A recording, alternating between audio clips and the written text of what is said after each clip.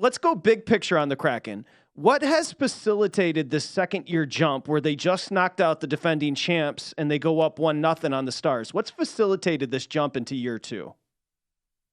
Well, they performed below expectation in the first year. I think the management was comfortable with the expansion roster, and some people were, some people weren't. The bottom line was the team did not perform well and went through a lot of challenges and made some changes at the first season's trading deadline. And then the offseason made some adjustments to bolster the goal scoring, added a couple of free agents, added a depth guy on defense, another goalie, reconfigured the coaching staff a little bit. And from the very first day of training camp, I've been around these guys all season. The energy was good. The vibe was a lot better than it was in the first year. The guys coming back, I think, were a little bit more comfortable. The COVID restrictions were gone. They could bond as a team. They had a hard time with that in the first year. And then they started this run, and they started playing a consistent, tough brand of hockey with scoring balance, real good defensive system. Then when their goaltending was in question, they kind of outscored their problems. They scored the most 5-on-5 goals of any team in the NHL, and not a lot of people even realize that. And so here they are, and they're standing in a great spot after the first game. But for me, it's not accidental. It's sneaking up on people now, and now they're really playing with house money, if you will.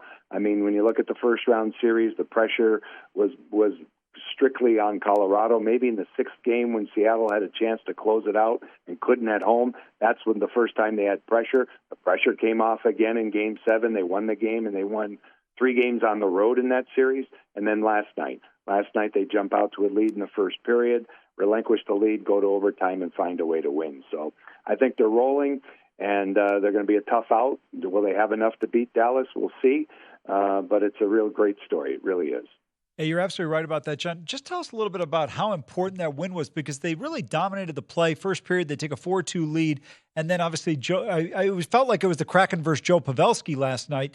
But to get the win in overtime, I thought was a huge deal. And to me, the accomplishment is just huge. And by the way, for people that don't follow the NHL that closely, I love the acquisition last year of Yanni Gourde. He was with the Tampa Bay Lightning, won a cup. He's a guy that doesn't get enough credit for what he brings to the ice. Well, yes, and we'll get to him. But there's 7 guys on the roster that have won at least one Stanley Cup. So, yes, it's an expansion team, but basically the difference is the sweater, the logo's changed. They've all been there. They all understand what it's like. They all understand what it's like to play at the highest level for 2 months and get it done. And Yanni is a 2-time Cup winner, as you know. And, he scores the game-winning goal last night. And his line with Eli Tolvanen, who they plucked off waivers in December from Nashville, Oliver Bjorkstrand, who they traded for last summer from Columbus. He was basically left there because Columbus had some cap issues. So Ron Francis, the GM, used some of the draft choices he accrued at the first trading deadline to go out and get him. That line has been maybe their best line in the entire second half of the season. So they continued that way last night. They get prime checking responsibilities. They match up against the other side's best. Yanni is a great competitor. He draws people into the fight with him. He antagonizes the other side. He knows how to win. And you look at the amount of goals he has scored in the playoffs, the amount of big moments he's been involved in, he's right there. So he is one of many leaders they have on their roster. And, it's just one of those situations, again, where they play as a team. Their balance is incredible. They've got players on their fourth line that have scored 20 goals. That's really unheard of.